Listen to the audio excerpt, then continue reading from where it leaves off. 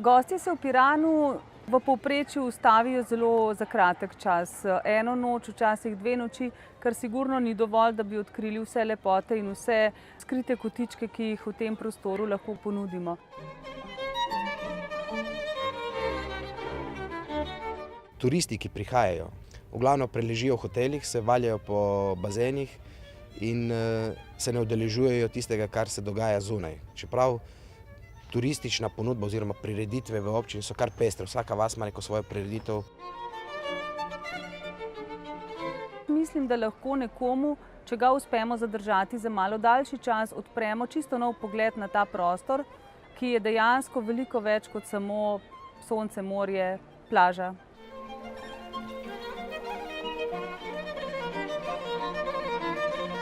Ko turistom prodajaš morje, sonce in zrak, so zgodbe nepomembne, ker pomembno je, da je nizka cena za to, da pridejo.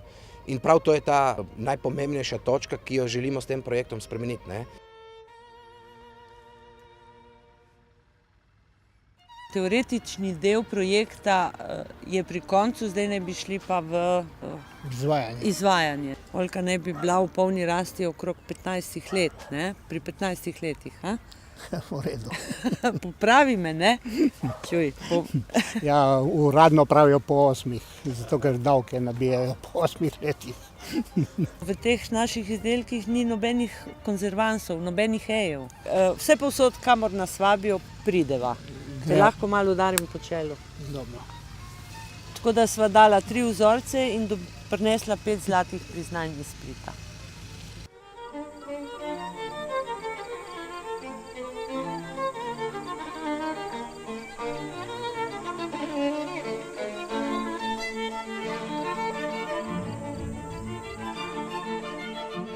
Ponujamo turistične usluge že skoraj da pol stoletja. Zdaj nekdo pravi turistična kmetija, pa ni pečenke.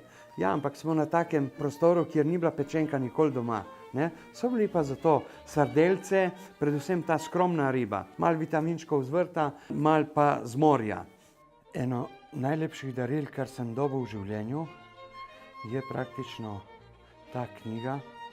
Same fotografije so noter, ker nikoli ne bi pričakoval, da lahko gosta tako zadovoljiš, da nekaj takega naredi in ti to podari.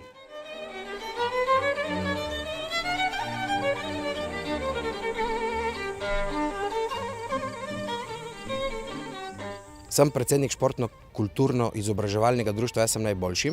To mrežo sem prišel zato, ker sem najboljši. Povežimo soline, to je v bistvu ta prireditev, iz katere je prišel ven tudi ta kulinarični pohod. Imamo pa tudi pohode po trebuhu Istre. Gremo skozi te vasi, malo predstavimo zgodovino, kulturo, povemo kakšno zgodbico. Znamenitost Istre so štrige, to so v bistvu čarovnice, škodujejo sosedom, to je itak slovenska narodna igra. Ko greste po Istri, ko koga vidite, da ima narobe majico oblečeno, se ni zjutraj zmotil, ampak to je zato, ker je vraževeren in v bistvu se boji teh štrih, brani se pred njimi tako.